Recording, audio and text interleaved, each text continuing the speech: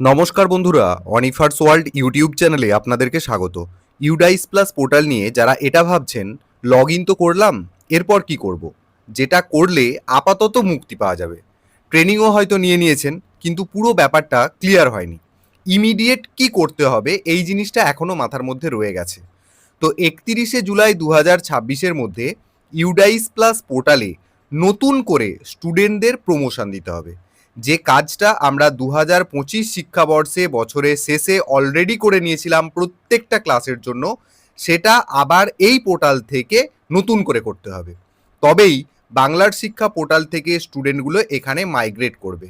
খুব ধীরে বোঝানোর আমি চেষ্টা করব এই স্টুডেন্ট প্রমোশন বা প্রোগ্রেশন অ্যাক্টিভিটিটা, সেটা আপনারা একটু ভালো করে দেখে নিন। নিশ্চয়ই আপনারা এই ধরনের ইন্টারফেস পেয়েছেন ইউডাইস প্লাস। আপনারা গুগলে গিয়ে ইউডাইস প্লাস লিখে সার্চ করলে প্রথম যে লিঙ্কটা আসবে সেই লিঙ্কে ক্লিক করলে সরাসরি এই ধরনের ইন্টারফেস আপনারা সবার প্রথম দেখতে পাবেন। লগ ইন করার প্রসিডিওরটা আমি আরও একবার দেখিয়ে দিচ্ছি। এরকম ইন্টারফেস আসার পর ডান দিকের কোণে দেখতে পাবেন log in for all modules. আপনাদেরকে বলে দেবো, যারা মোবাইল থেকে এই কাজটা করবেন তারা সবসময় ডেস্কটপ মোড বা ডেস্কটপ সাইট ওপেন করবেন, তবেই কিন্তু টোটাল পেজটা আপনারা মোবাইলের মধ্যে দেখতে পাবেন এবং কাজ করতে সুবিধা হবে।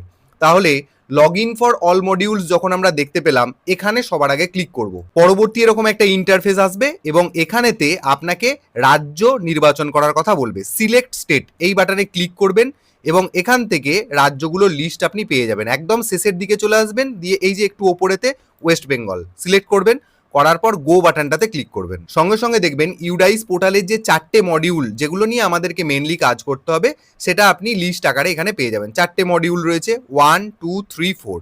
তো আমাদেরকে এই স্টুডেন্ট প্রোগ্রেশন দেওয়ার জন্য, স্টুডেন্ট প্রোগ্রেশন অ্যাক্টিভিটিটা 31শে জুলাইয়ে কমপ্লিট করার জন্য আমাকে এখানে 4th মডিউল অর্থাৎ স্টুডেন্টস মডিউল এই জায়গাটাতে ঢুকতে হবে এবং ঢোকার জন্য আপনাকে এখানে লগ ইন বাটনে ক্লিক করতে হবে। সঙ্গে সঙ্গে আপনাদের সামনে এরকম একটা সাইন ইন পেজ চলে আসবে। তো প্রথমেই এই যে ইউজার নেম দেওয়ার যে জায়গাটা রয়েছে, এখানে আমার বিদ্যালয়ের ডাইস কোডটা আগে থেকেই শো করছে, আমি সেভ করে রেখেছিলাম বলে আপনাদের ক্ষেত্রে করবে না, যেহেতু আপনারা প্রথম কাজটা করবেন। তো এই ইউজার নেমের জায়গাতে আপনার বিদ্যালয়ের ডাইস কোড দেবেন। এটা সবার ক্ষেত্রে আলাদা আলাদা হবে, ইউজার নেম একটাই হবে, সেটা হচ্ছে বিভিন্ন বিদ্যালয়ের বিভিন্ন রকম ডাইস কোড বসালেন। বসানোর পর আপনাকে মেসেজে আপনার ঊর্ধ্বতন কর্তৃপক্ষ থেকে যে মেসেজটা আপনার কাছে এসেছে ইউডাইস প্লাস লগ ইন করার জন্য, সেখানে আপনার যে পাসওয়ার্ডটা দেওয়া হয়েছে সেই পাসওয়ার্ডটা এই বক্সে বসাবেন এবং এখানে যে ক্যাপচা কোডটা দেখতে পাচ্ছেন সেই ক্যাপচা কোডটাকে এখানে বসিয়ে নিয়ে সাইন ইন বাটনে ক্লিক করবেন। তাহলেই দেখবেন স্টুডেন্ট মডিউল যেটা সেটা সাকসেসফুলি লগ ইন হয়ে যাবে। এরকম একটা ইন্টারফেস আপনি দেখতে পাবেন। বিদ্যালয়ের যিনি টিআইসি বা হেড টিচার তার নামটা এই জায়গায় বেশ বড় করে দেখা যাবে এবং আপনাদেরকে যেটা করতে হবে, একদম কোনো ঘুরিয়ে ফিরিয়ে কথা না বলে সোজাসুজি কথা বলছি, 2025-26 এই জায়গাটায় আপনারা এখন হাত দেবেন না। এখানে ক্লিক করলে আপনারা যেটা দেখতে পাবেন যে 2025 শিক্ষাবর্ষে আপনার বিদ্যালয়ে একদম প্রি প্রাইমারি থেকে ক্লাস 4 অথবা 5 পর্যন্ত যে স্টুডেন্টগুলো ছিল সেগুলো এখনও শো করবে। অতএব এই দিকটা আমাদের দেখার দরকার নেই। আমাদেরকে যেটা দেখতে হবে কারেন্ট একাডেমিক ইয়ার 2026-27 এই জায়গাটার ভেতরে ঢুকেই আমরা স্টুডেন্টগুলোকে আবার প্রোগ্রেশন দিতে পারবো বা আবার প্রমোশন দিতে পারবো। তো এই অপশানে ঢোকার জন্য এখানে অ্যারো মার্কটার উপরেও ক্লিক করতে পারেন বা এই যে জায়গাটা রয়েছে এখানটার উপরেও ক্লিক করতে পারেন। করলেই সঙ্গে সঙ্গে এরকম দুটো পপ আপ চলে আসবে। জাস্ট এই ক্লোজ বাটনগুলো রয়েছে, এই ক্লোজ বাটনগুলোতে ক্লিক করে দেবেন, তাহলেই সরে যাবে, পেজটা একদম পরিষ্কার হয়ে যাবে। দেখুন এখানে যেটা দেখাচ্ছে যে স্কুল ডিটেলসে গ্রেড ওয়াইজ অর্থাৎ ক্লাস ওয়াইজ এখানে আপনার বিদ্যালয়ে যে ছাত্রগুলো বা ছাত্রীগুলো রয়েছে সেগুলোর সংখ্যাগুলো সব শূন্য দেখাবে। বয়েজ শূন্য, গার্লস শূন্য, ট্রান্সজেন্ডার, টোটাল স্টুডেন্ট সব শূন্য দেখাবে। এই বিদ্যালয়ের ক্ষেত্রে কেন এখানে 16, 12, 10 ইত্যাদি দেখাচ্ছে, কারণ আমি অলরেডি এই ক্লাস 2 এবং ক্লাস 3 এর ছেলেগুলোকে আমি প্রমোশন বা প্রোগ্রেশন দেওয়াটা কমপ্লিট করে ফেলেছি, কিন্তু অন্যান্য ক্লাসগুলোর ক্ষেত্রে কমপ্লিট নেই বলে সেগুলো জিরো দেখাচ্ছে। আপনাদের ক্ষেত্রে টোটালটাই জিরো দেখাবে। তো আপনাদেরকে এই জায়গাতে এই সংখ্যাগুলো আনতে হবে।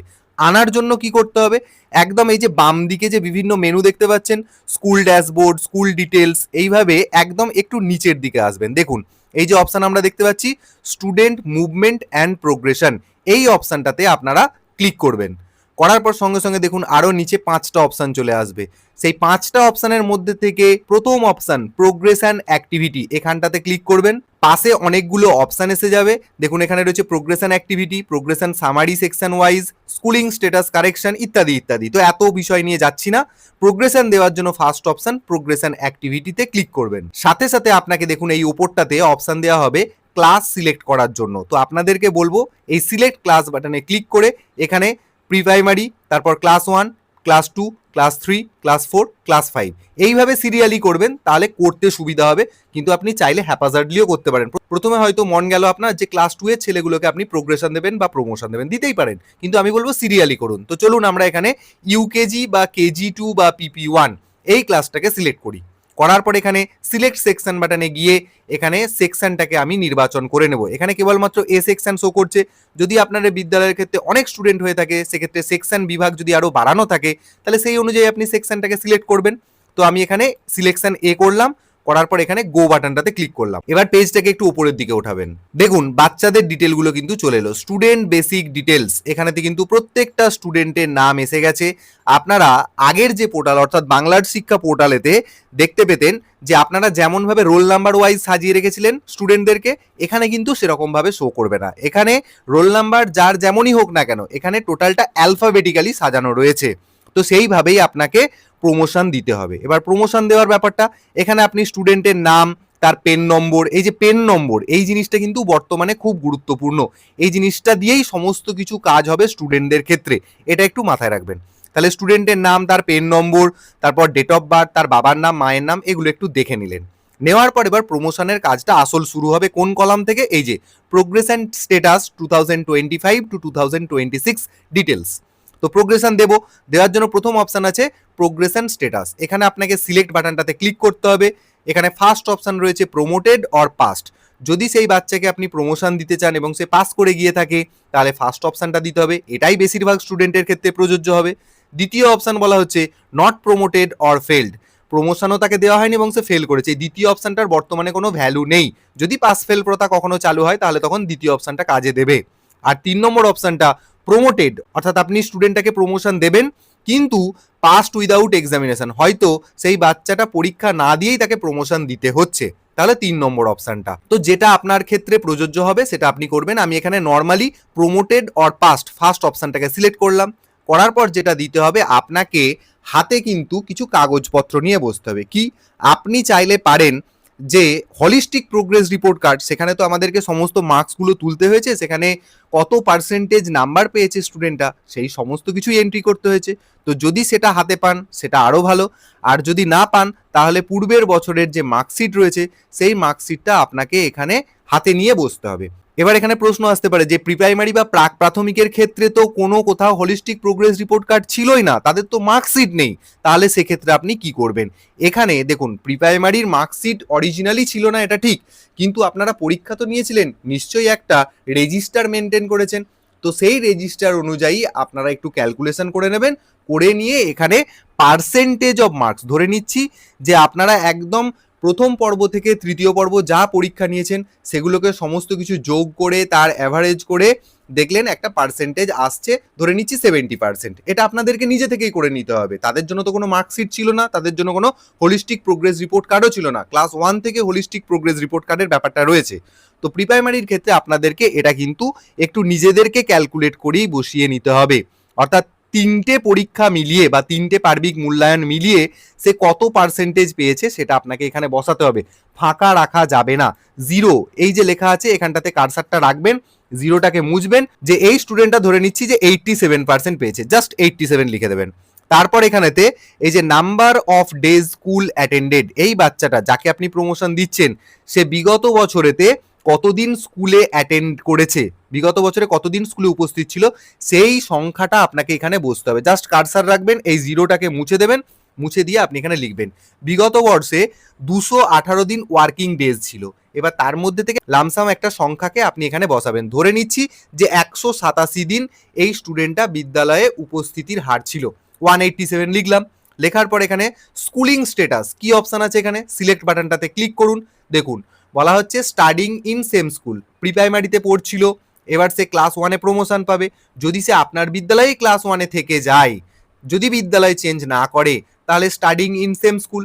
আর হতেই পারে কোনো স্টুডেন্ট প্রি প্রাইমারিটা আপনার স্কুলে পড়েছে, কিন্তু টিসি নিয়ে বা টিসি না নিয়ে অন্য বিদ্যালয়ে চলে গিয়ে সেখানে ক্লাস 1-এ ভর্তি হয়ে গেছে। তাহলে তার জন্য দ্বিতীয় অপশনটা left school with TC or without TC.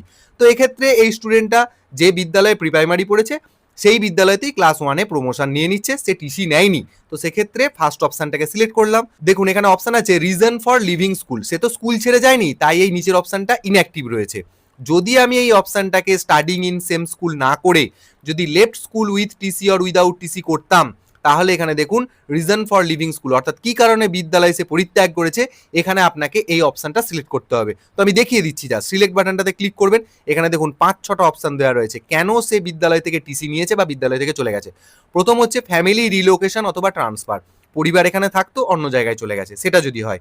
Distance from residence, অর্থাৎ বাসস্থান থেকে স্কুলের দূরত্ব হয়তো অনেক বেশি হয়ে গেছে, কাছাকাছি কোনো স্কুল পেয়ে গেছে, সেখানে ভর্তি হয়ে গেছে, তাহলে দ্বিতীয় অপশনটা।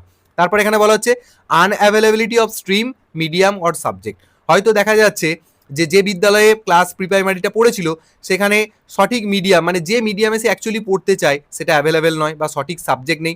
প্রাইমারি স্কুলের ক্ষেত্রে এই সাবজেক্টের ব্যাপারটা তো থাকে না, তো সেক্ষেত্রে হাই স্কুলের ক্ষেত্রে এটা প্রযোজ্য হবে। এরপর 4 নম্বর অপশনটা বেটার একাডেমিক অপরচুনিটিস, এটা আমি বলবো আপনারা কখনোই এটা করবেন না, কারণ এটা স্কুলের ক্ষেত্রেই একটা ডিগ্রেডেশন। কারণ ভালো একাডেমিক অপরচুনিটি আপনার বিদ্যালয়ে ছিল না, একাডেমিক অপরচুনিটি ভালো না পাওয়ার জন্য অন্য বিদ্যালয়ে চলে গেছে, এটা কিন্তু বিদ্যালয়ের ক্ষেত্রে ডিসক্রেডিট, তাই এই অপশনটাকে আপনারা অ্যাভয়েড করবেন।